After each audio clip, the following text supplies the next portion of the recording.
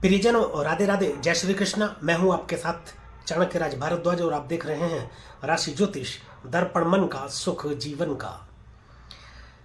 प्रियजनों, मंगल का हो रहा है राशि परिवर्तन। मंगल राशि परिवर्तन करेंगे 5 फरवरी 2024 को रात्रि 9:07 पर। मंगल राशि परिवर्तन करने के उपरांत जिस राशि में गोचर करेंगे वह है मकर राशि।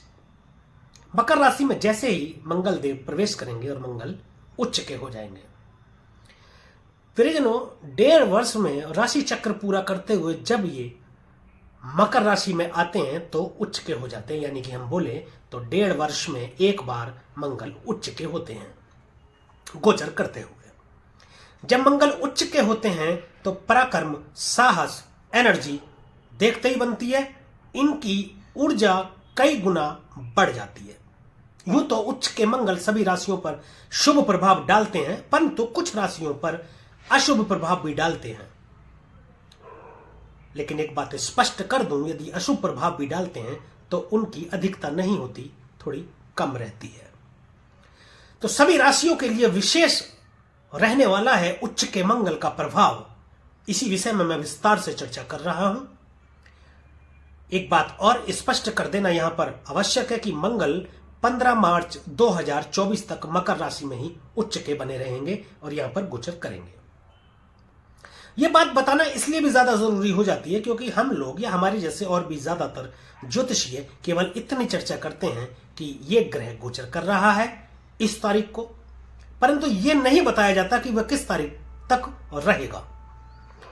मेरे एक दर्शक ने वीडियो पर यह कमेंट किया कि गुरुदेव आप कृपया यह भी बताया कीजिए कि यह प्रभाव कौन सी तारीख तक और रहेगा। तो परिजनों, इस विषय पर यानी उच्च के मंगल के गोचर के विषय में चर्चा करते हुए आज जिस राशि के विषय में हम चर्चा करेंगे वह है कन्या राशि। परिजनों, यह मेरा गोचर फल चंद्र राशि पर आधारित है और स्पष्ट यदि मैं करूं तो आपकी जन्म कुंडली के जिस किसी भी घर या भाव में चंद्रमा विराजमान है, यदि वहां पर 6 नंबर लिखा हुआ है तो यह वीडियो आपके लिए है। लग्न वालों पर ज्यादा प्रभावी यह नहीं रहेगा, चाहे तो देख सकते हैं। तो परिजनों बने रहिएगा मेरे साथ अंत तक, क्योंकि मैं बताऊंगा कन्या राशि वालों के विषय में मंगल के गोचर का प्रभाव क्या रहेगा 5 फरवरी 2024 से और 15 मार्च 2024 तक। और वीडियो के अंत में मैं कुछ उपाय भी ऐसे बताऊंगा जिनके माध्यम से यदि मंगल आपको अशुभ फल दे रहे होंगे तो कुछ हद तक शुभ कर सकते हैं और शुभ फल दे रहे होंगे तो कुछ हद तक बढ़ा भी सकते हैं। तो परिजनों देर नहीं करते, चलिए शुरू करते हैं। आपकी राशि से जो मंगल गोचर कर रहे हैं वह कर रहे हैं पंचम भाव में। सेनापति मंगल, योद्धा मंगल। सेनापति मंगल सुनियोजित तरीके से योजना बना करके आपके कार्यों में सफलता प्रदान करते हैं। पंचम भाव संतान का भाव है, प्रेम संबंधों का भाव है, और राजनीति का भाव है, निवेश इत्यादि का भाव है, stock market, share market. Health को भी देखते हैं, विशेषकर पेट को। पेट से संबंधित आपको कोई रोग परेशान कर सकता है, सावधान रहिएगा। निवेश से आपको बहुत बड़े धन लाभ की प्राप्ति करा सकते हैं उच्च के मंगल। एनर्जी ज्यादा हो जाने के चलते गुस्से की अधिकता हो सकती है, जिससे संबंधों में थोड़े मतभेद हो सकते हैं। प्रेम संबंधों में थोड़ी कमी आ सकती है, मतभेद हो सकते हैं। यदि सावधान रहेंगे तो संबंध भी आपके अच्छे रहेंगे। विवाह के योग बनाते हैं, मंगल देव है, मंगल कार्यों के योग बनाएंगे। संतान प्राप्ति के योग बनाते हैं, संतान प्राप्ति हो सकती है, आपका विवाह हो सकता है, या आपके कुटुंब में विवाह हो सकता है, या आपके कुटुंब में संतान प्राप्ति हो सकती है। और राजनीति में बहुत बड़े उच्च पद की प्राप्ति करा सकते हैं उच्च के मंगल। संतान के संबंध में सुखद समाचार मिल सकता है। संतान यदि वयस्क है तो उसकी नौकरी के संबंध में, विदेश में आपके पुत्र की नौकरी लग सकती है या पुत्री की नौकरी लग सकती है।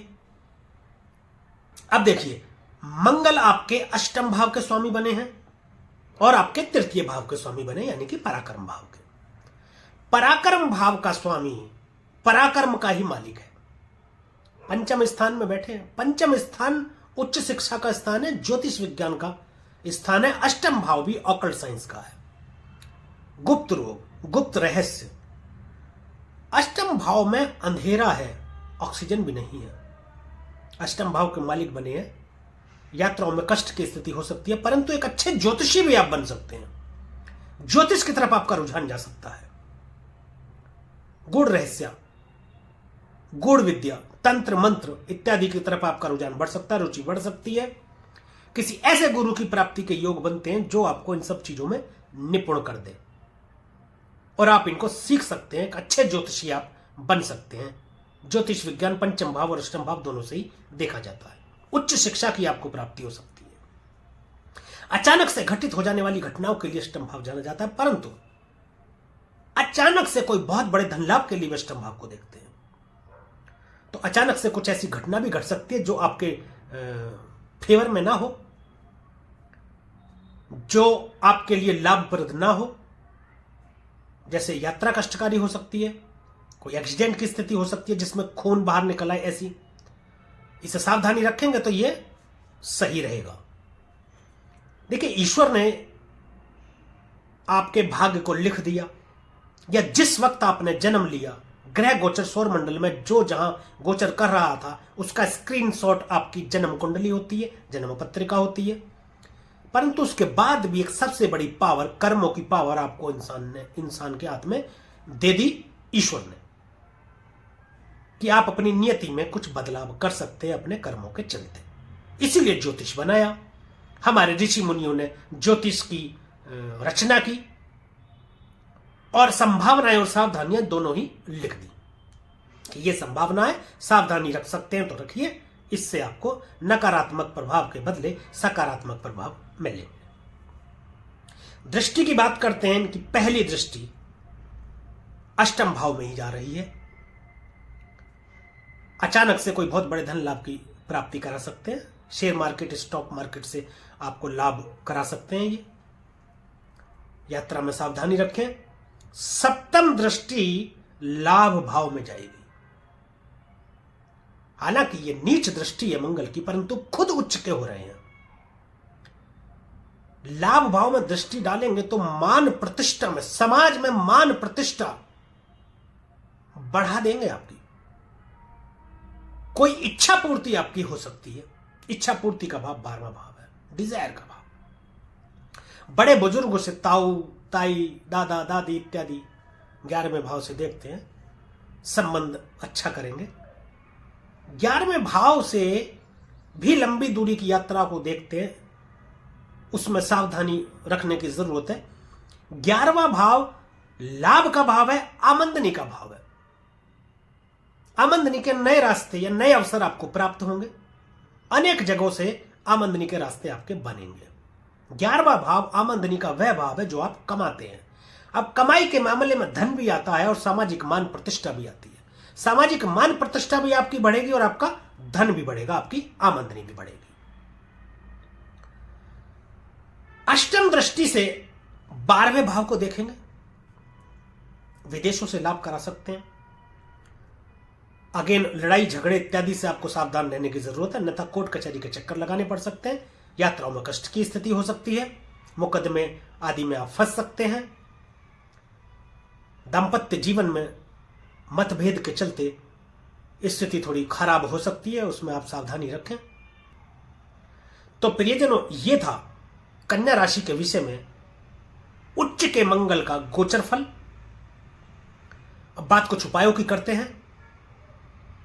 मंगल का गोचर है तो हनुमान चालीसा का पाठ करें। प्रत्येक मंगलवार हनुमान जी के मंदिर जाएं, प्रसाद चढ़ाएं, खुद भी ग्रहण करें, वहां भी लोगों में वितरित करें और उस प्रसाद को घर लेकर के आए और घर के सदस्यों में भी वितरण करें। आपकी राशि के स्वामी बुध देवता है। दुर्गा सप्तशती का पाठ आपके लिए अत्यंत लाभकारी रहेगा। मां सरस्वती की पूजा करें तो आपको मंगल के शुभ प्रभाव देखने को मिलेंगे। तो परिजनों, ये वीडियो यदि आपको अच्छी लगी हो, दी गई जानकारी से आप संतुष्ट हो, तो कृपया वीडियो को लाइक करें, शेयर करें और कमेंट में जरूर बताएं कि हमारे द्वारा फलित गोचर आप पर कितना प्रभावी रहता है। परंतु एक बात विशेष मैं यहां बता दूं कि अंतिम निर्णय आपकी जन्म कुंडली देख करके ही होगा, यानी आपकी जन्म कुंडली में जन्मस्थ ग्रहों की स्थिति देख करके होगा। कौन कहां बैठा है, किस पोजीशन में है, डिग्री वाइज कैसे हैं, उच्च का है, नीच का है, दशा, महादशा, अंतरदशा, प्रत्यंतर दशा, सभी देख करके अंतिम निर्णय तब होता है। इसको हमारे फलित गोचर को अपने ऊपर अप्लाई करने से पहले एक बार अपनी जन्म कुंडली का विश्लेषण एक अच्छे और सच्चे ज्योतिषी से अवश्य करा लें। यदि आप हमसे अपनी जन्म कुंडली का विश्लेषण कराना चाहते हैं तो डिस्क्रिप्शन में ईमेल आईडी और मोबाइल नंबर मौजूद है, आप संपर्क कर सकते हैं। हमारी टीम आपको सही दिशा निर्देश देगी।